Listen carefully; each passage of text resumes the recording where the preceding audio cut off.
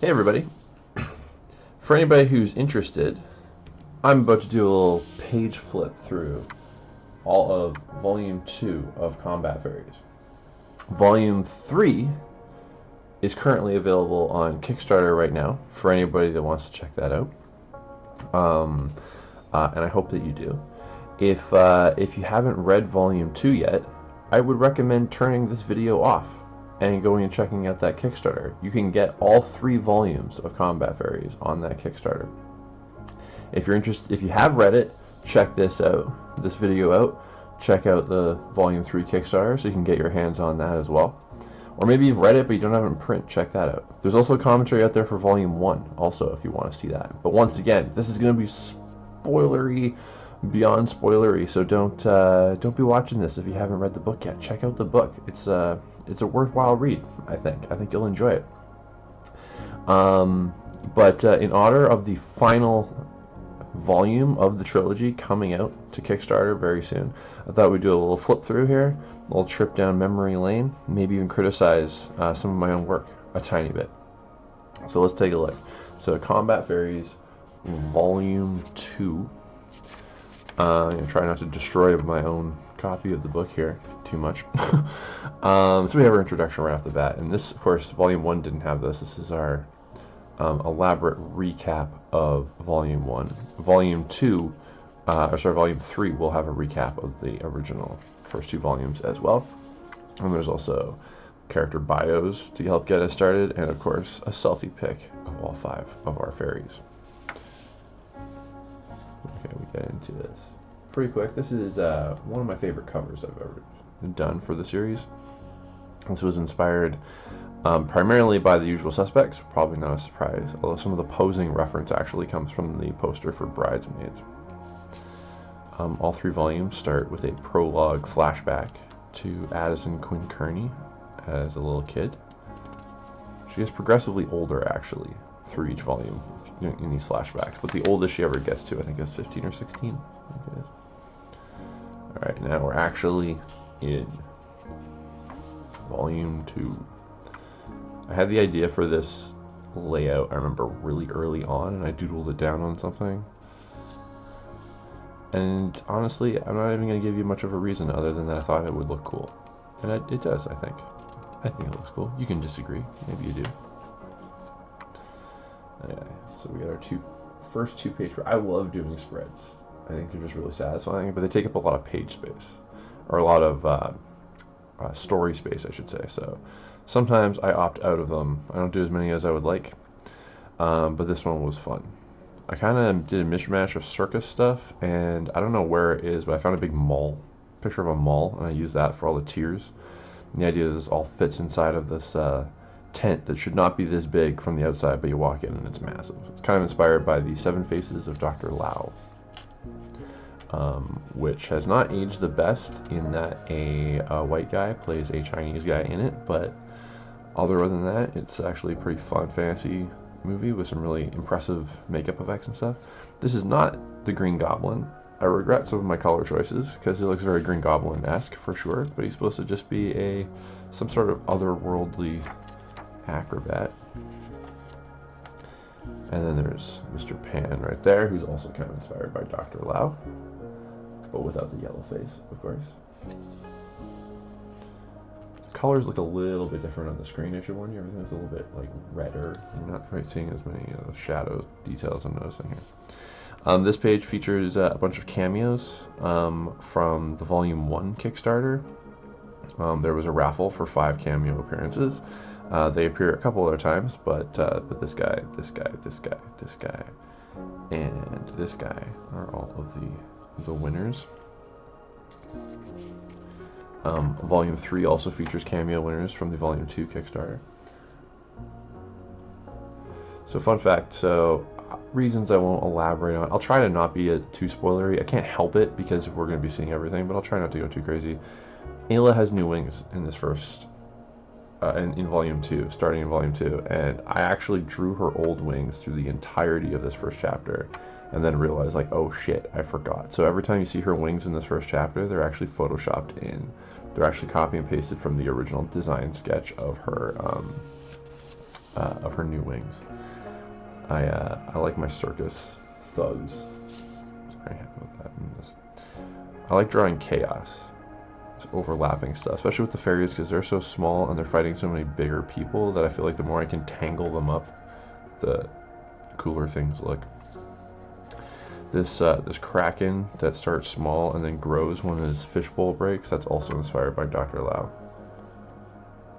And this giving us some current events to kind of get us up to date for what's happened in the last year since the events of the first movie. This was kind of a little bit inspired by Dark Knight Returns. A little bit.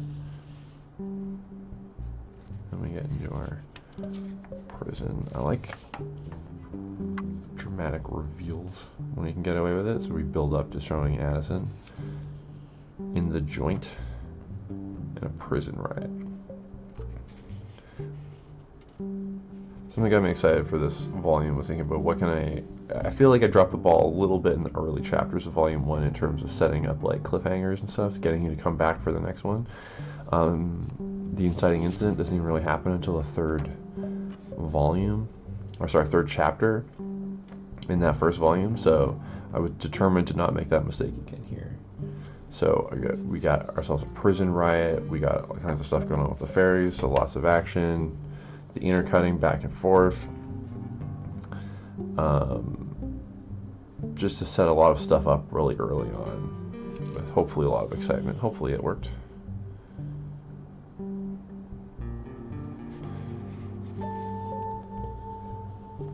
Tentacles, long hair, flowy shit. It's always really fun to draw. I like it. Here's our cameo appearances in here again. Or some of them, anyway. The other ones appear somewhere else.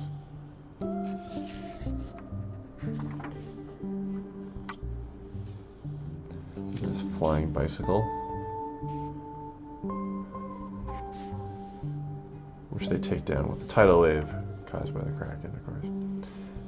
Down. So this was my big thing here. This was going to be what was going to be my big cliffhanger idea that I got, is he cuts his own throat rather than deal with what's coming now that he's been caught. And set some balls in motion, some wheels in motion again. And then, of course, this is a big thing as well, as I realized that a big part of Volume 1 is she attempts to kill somebody and accidentally kills somebody else instead. And so now she's got to deal with that, the grief of that. And I added this because this one, Volume 2 is a little bit more character-based, I think, than Volume 1. Or Volume 2 is more character-based than 1. I might have misspoke there. Volume 3, I'd say, is somewhere in between. And I felt like after the first one was so action-heavy that maybe just showing some sort of like ticking time bomb type scenario would help keep things, just add more to the drama, I guess. Just like, you know, something is coming kind of thing. So I added the hourglass kind of ticking down, which I am somewhat inspired by Watchmen on that. They have the Doomsday Clock. So we go here. This is kind of a neat cover. I had a hard time with it. I was trying to avoid giving away any kind of spoilery stuff, and there wasn't anything that I really wanted to give away on the cover for this one. So they're taking the shape of Africa, if that wasn't obvious, because that's where they are for this story. I always look back on these and wish I did more panels like this, just the weird, just cool layouts and interesting things, like flashbacks from the first volume peppered in there. Cool. This is one of the reasons I like books in print instead of digital. I purposely mirrored these 2 pages, so it's not really a 2-page spread, but it has a certain quality to seeing them together side by side. And I don't think you quite get that when you're looking at it digitally. And this is maybe one of my favorite spreads that I've done. It's all bloody.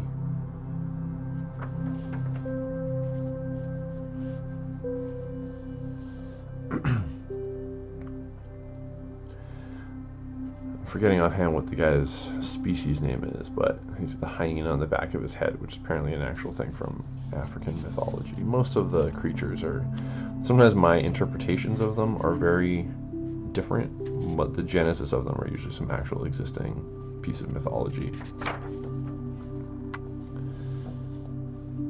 I like that one. I feel like my art really took a big step up in Volume 2 versus Volume 1, personally. And I'll probably end up saying the same thing again when I do a video like this for Volume 3. If I do a video like this for Volume 3. There's not going to be a Volume 4 for me to promote, so I will happily do that, but people gotta watch these videos to make me think that anyone cares. So let me know in the comments if you want to see a flip through for the next one. Something I think I would have done a little bit differently if I went through this again is the stuff with the fairies for the first, from chapter 2 to 4, I think it is very much like boom, boom, boom, like it's all one continuing thing. And I like that, but it's a little different from the structure of Volume 1 and also from Volume 3, and arguably even the second half of Volume 2. And so I sort of wish I found a way to work these beats into like almost like separate mini adventures in each one, so that it could cover a little bit more ground and see a bit more stuff. As I was writing, this felt more natural, and I let it happen. But then when I got to in hindsight, once I look back on it, I was kind of like, oh, maybe I should have done it this way. And I don't know which one would have been better. Maybe it would have been. Could have at least workshopped it a bit, though. So we have the zombified remains of the guy that Addison killed in Volume 1, who she believed was President Hudson Hicks. And she was wrong. He was a security guard, body double type guy. And now she's haunted by the memory of killing the wrong man. And by all accounts, that guy was an asshole, it seemed. Not that that makes murder okay. Obviously, being an asshole is not a reason to kill somebody. But I feel like it maybe is important for the reader to know that. But of course, all these nightmares are maybe being manipulated from some things going on around her. Through shrinking into the darkness. I feel like this volume gave me the opportunity to play a little bit more visually. There's also this one deals with mental health. It's kind of like probably the biggest theme, honestly, of Volume 2. And trying to visually represent that sometimes is either through the characters themselves or just visions and nightmares and things like that.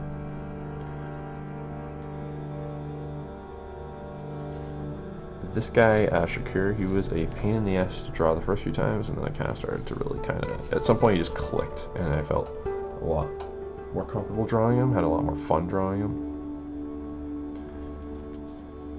See, this is the thing though, I'm like, oh, maybe I should have done it this way or that way, but then I also had so much fun with this. I mean, like, there's pterodactyls, like dinosaurs and stuff all over him. Like, this chase scene's fun.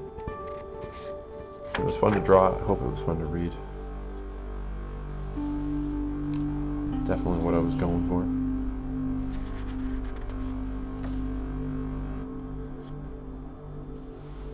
It's probably not going to come as a surprise because you can even see some resemblances in some of the characters, but Orange is the New Black was definitely a bit of an inspiration for some of the prison stuff.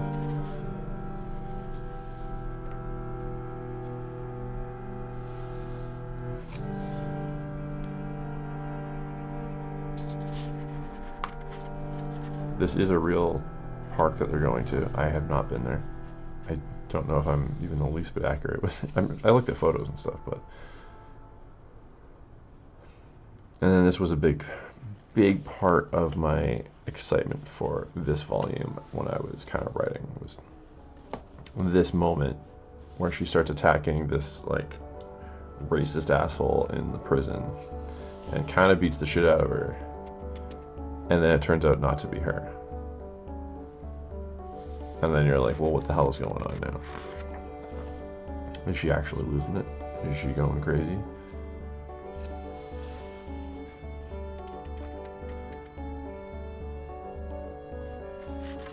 Had some happy accidents in here too, with Ayla and Brietta getting captured. One, lets us remind the audience of what these first Legophysicists things, which will pay off again later. So I'll remind the audience that they exist, the readers that they exist. But also it was a happy accident that I was like, I only chose to put the two of them together just because, and then of course Brietta's got claustrophobia, so that opened the door for some stuff when she was stuck inside this jar with Bela. This cover is inspired by an X-Men cover from the 70s or 80s, I think it was. I went on a comic book group and said, I want to do a cover. I have 5 characters fighting someone significantly larger than them, and I want to do an homage to X-Men. Does anybody have a favorite X-Men fighting Sentinels cover or panel or whatever? And then a bunch of people sent ones, and I went and picked this one. Although at the moment I'm forgetting what the original one was and who the artist was, unfortunately.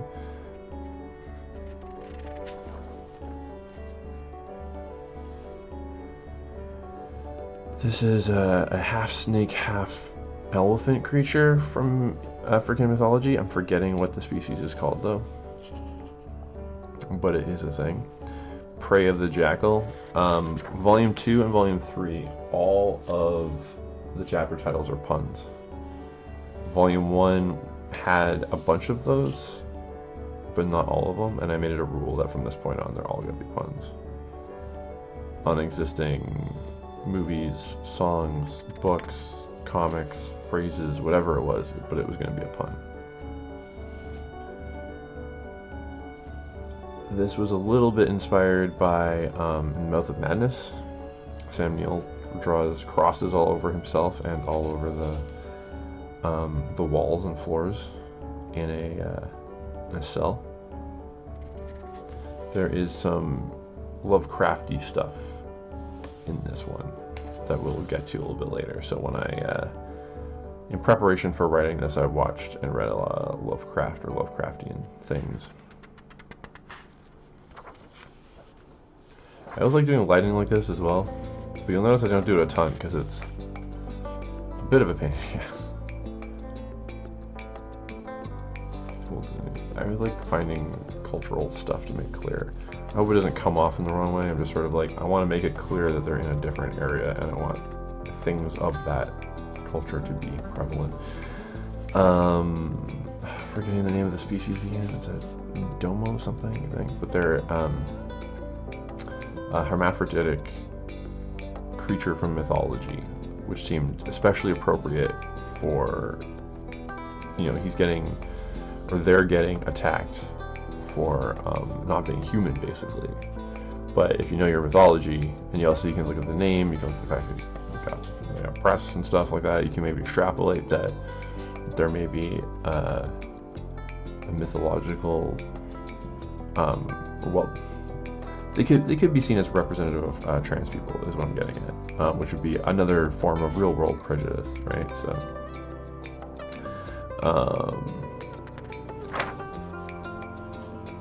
and I didn't want to be over the top with that. I didn't really want to shove it in your face. It just, when I was looking for creatures to use for that scene, I recognized the potential there.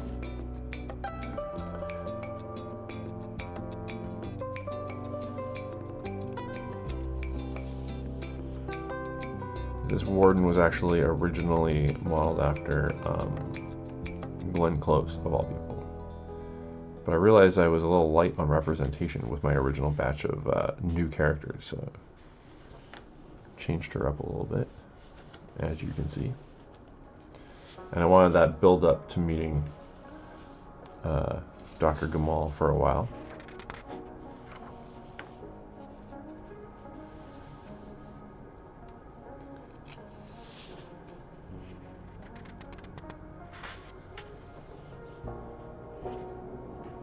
It is satisfying when the gal get loose and they just take him down. It's like, get fucked, Shakir. Oh, look at this, look at this. We're almost halfway. We're almost halfway.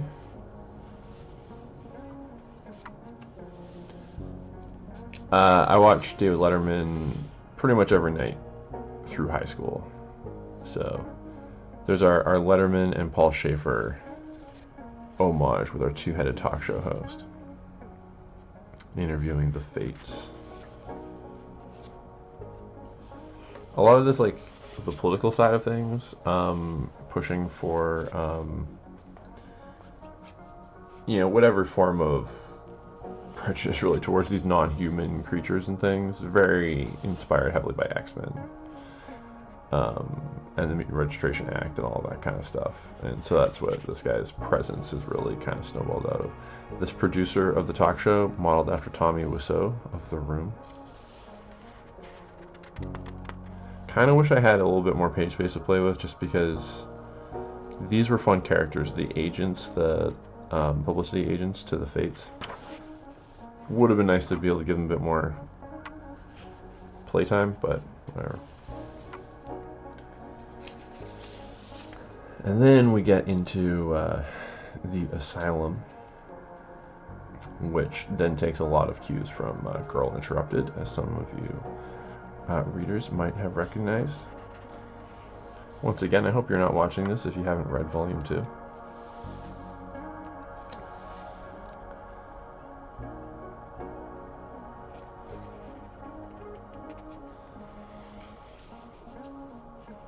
There we are with our introduction of all of our characters, and she's still swirling with thoughts of guilt and wondering about her own sanity.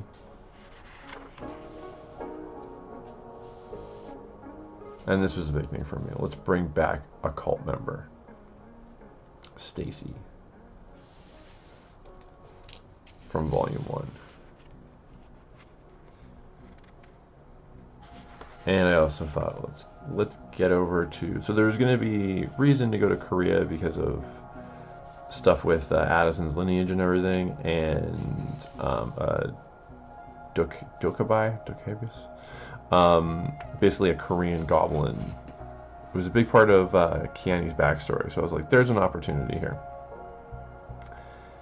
And I also decided to lean into like eye stuff a lot more in this volume, because it kind of foreshadows what's going to happen at the very end. So once again, if you've been watching this and being like, I don't care about spoilers, maybe stop right now if you don't know what the ending is. I'm just saying, the ending's kind of a whole thing. It's kind of a shocker. More flashbacks from Volume 1. It's kind of fun to do that kind of stuff. I always kind of appreciate those little things, because it can be kind of like feels like a little bit of a reward sometimes for having watched or read the entire time. All this stuff is so pink. This is another flashback, but this was drawn specifically for this, because you never really see that elsewhere. It's referenced in Volume 1, but you never really... I think you see his body, but you don't see the act of him getting killed. It's a collection of eye paraphernalia. This eyeball fetish.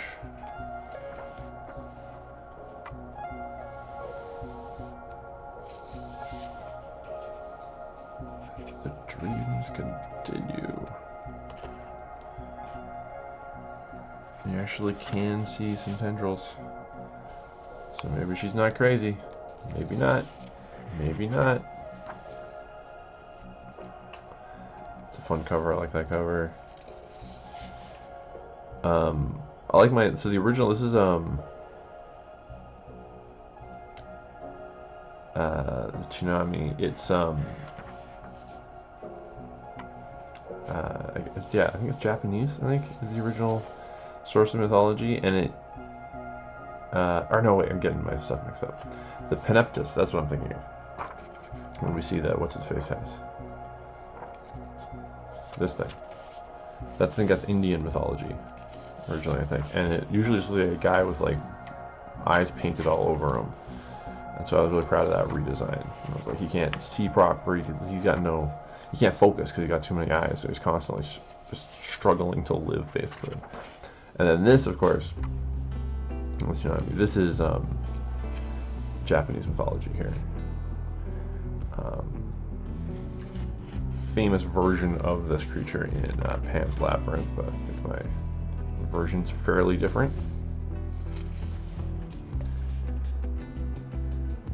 Layla was a fun one to just because she's we know the least about her because she's so vague with her backstory when she's talking to the to Addison. She's clearly a little out there. Something I'm pretty proud of with Volume 2 and 3 together as well is I had stuff in mind for 2 and 3 when I was doing Volume 1, but I didn't have anything locked down. But I wrote 2 and 3 back to back. So there are a few things, very subtle, seemingly inconsequential things in Volume 2 that actually have fairly big payoffs in Volume 3. There's also some stuff in Volume 1 that has pretty significant payoffs.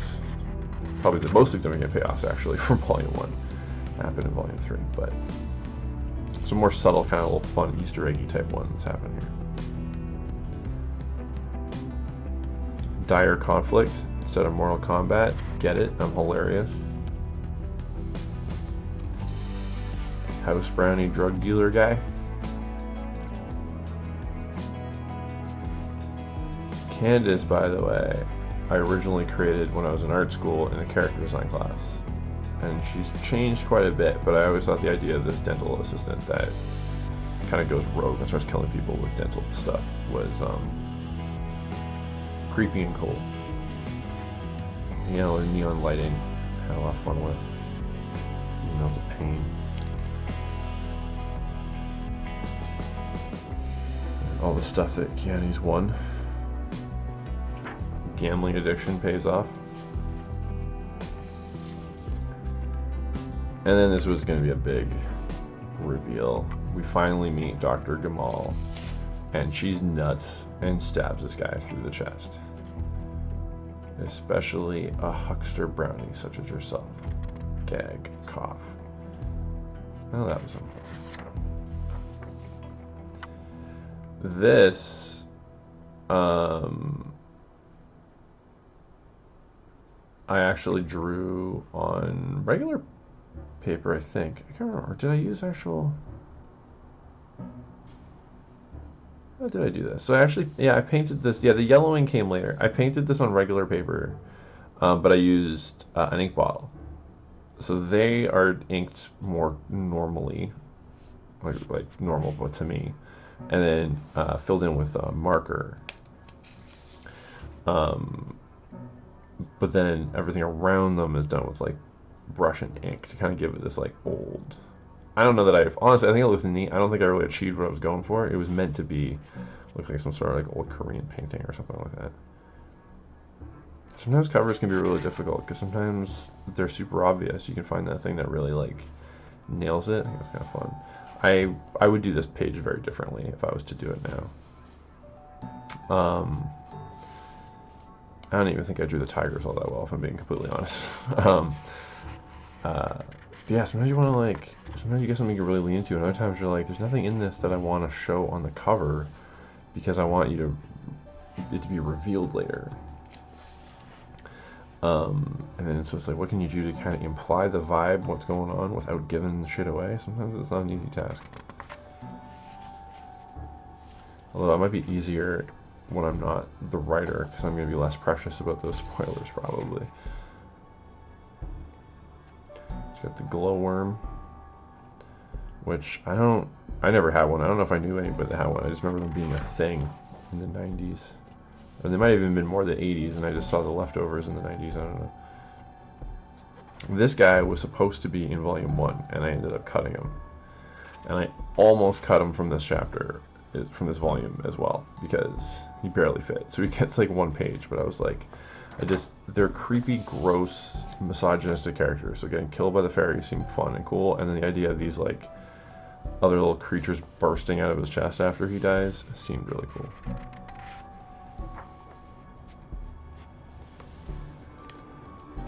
So again, a little inspired by Girl Interrupted. There's even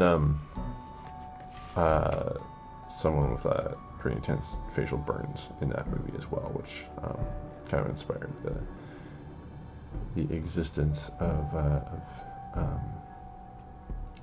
Trini. But and there might be a birthday celebration in there. I can't remember if there actually is or not. But I like the idea of them sneaking off at night to just kind of have fun together. And then, of course, it goes horribly wrong. Because this isn't just a modern mental health facility. It's built into an old-ass asylum. With old-ass stuff. This is honestly here just because I thought it'd be kind of cool to show an otherworld kind of opium den. Which I think it is kind of cool. I like how I drew it. I don't think I really took advantage of it being otherworldly though, because I ended up having to cut it down to be so brief, but whatever. That's a cool shot though there.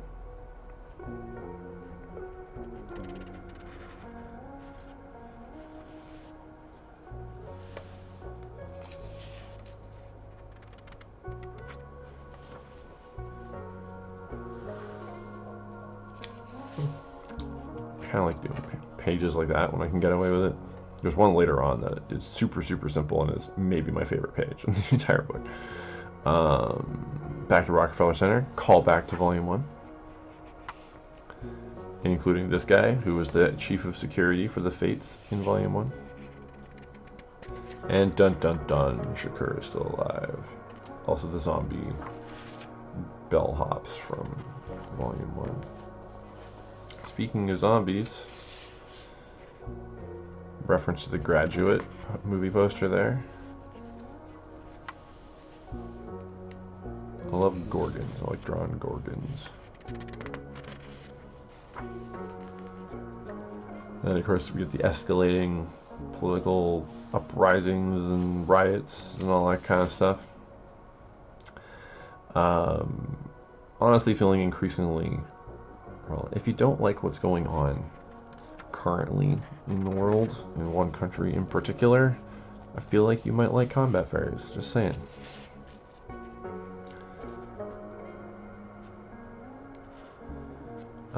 Yeah, the idea of a brothel for necrophiliacs run by a necromancer. I just thought that was hilarious, and there was no way I was not going to do that.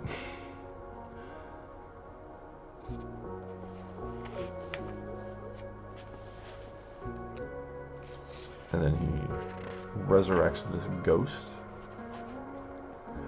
Excuse me. Fun panel to draw. Like that.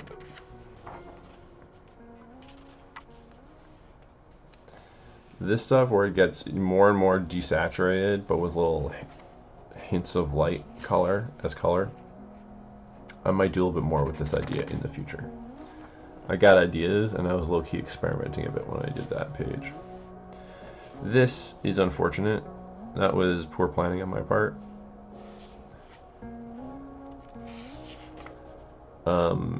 It can be read, but it's a little difficult.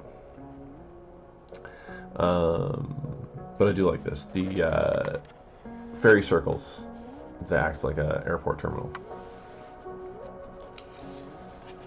Also, all the writing on the wall from the guy, similar to Jesus, excuse me, doing the same thing to her own cell. And here, of course, is where we reveal she's not seeing things; she's being gaslit by this creature.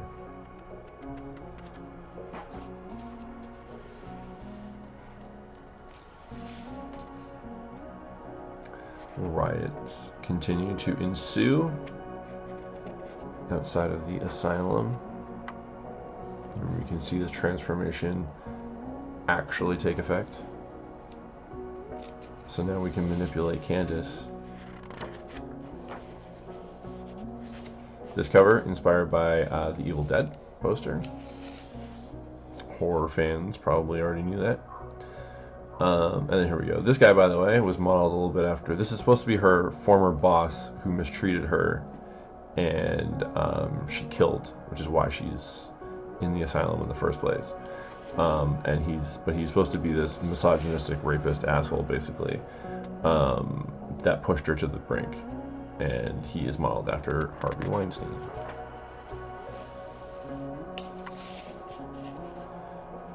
Here is the closest form that she takes to the original design, just by having the kind of messed up straight jacket, which I very much am exaggerating the length of these sleeves, I'm sure, because I like drawing flowy, curvy shit like that. So this page, it's so simple, but I like it.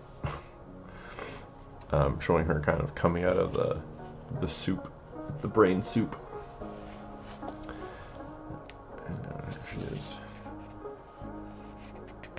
Stacy is in full-on loon mode now. Candace is in full-on killer mode now. Rioters are in full-on asshole mode now. It's all coming to a head, and now we're getting into our Lovecrafty type stuff with all the rituals and shit. This shape is inspired by this thing at the Barnett Marine Park. I don't know what the hell the real world thing is, but it looked like it was sort of like some unused gateway into something, so I decided to lean into it a bit.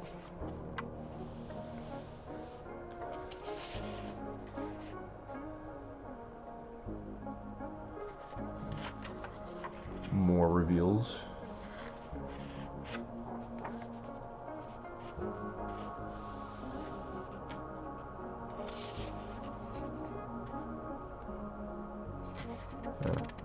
Some cool stuff in this. I'm pretty happy with this volume overall. Definitely things I would do differently.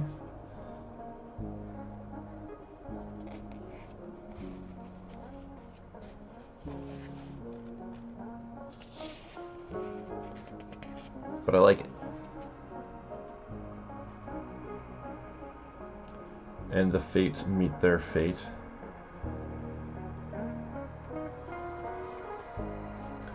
Very deliberately gave her a white gown for this ceremony, specifically so that I could get all stained red and stuff. Inspired a little bit by Carrie.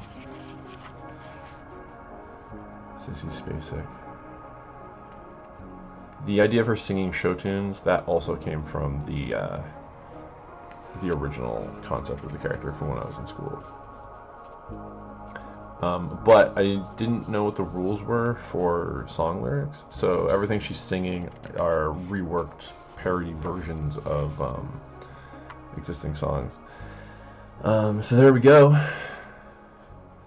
This perspective is a little wonky. Those feet should probably be a little bit smaller in hindsight, but whatever. This is how we learn. But yeah, I hope that was a shocker for people. Hopefully you didn't just spoil that for yourself by watching this video too soon. She cuts out Addison's eyes.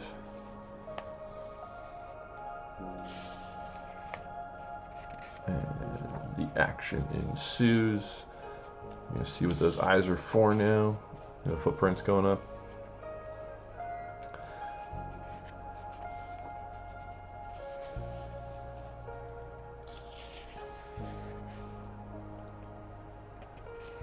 I like that one. It's all of Brietta's bombs going off. So this is all, what she's singing is a take on Anything Goes, which is sung at the very beginning of Indiana Jones and the Temple of Doom.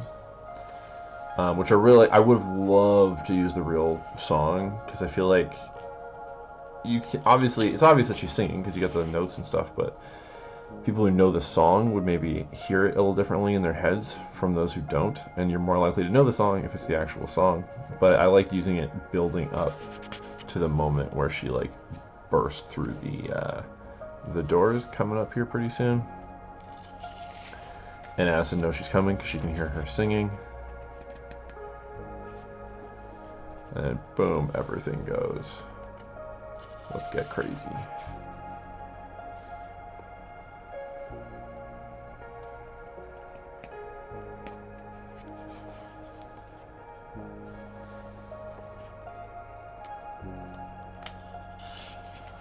Covered in blood. I like horror movies.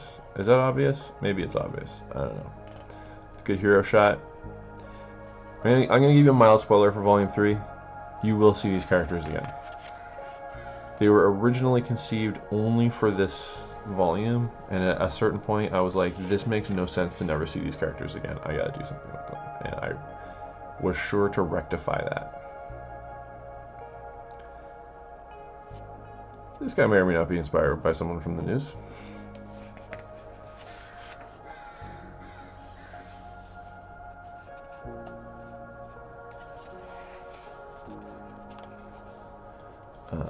And here we go. We're getting into some full-on Lovecrafty shit with all these.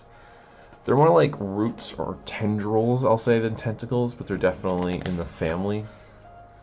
Oh, wow, now we got ones with bat wings flipping around and everything.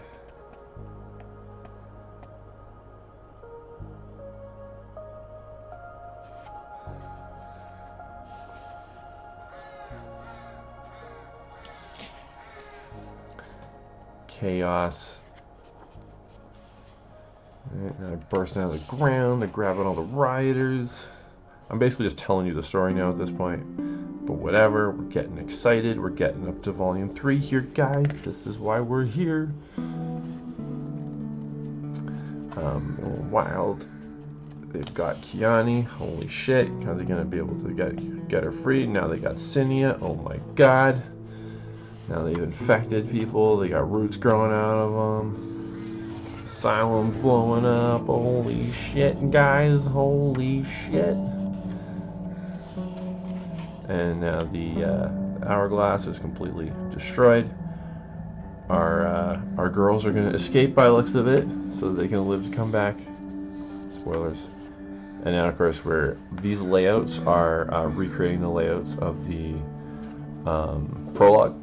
Exactly. This one more particularly did the same thing in Volume 1 as well, which is setting us up and pointing out that it was referenced that Morrigan from Volume 1 may in fact still be alive and out there. Did that crazy Egyptian lady say she talked to Morrigan? Yes. Yes, she did.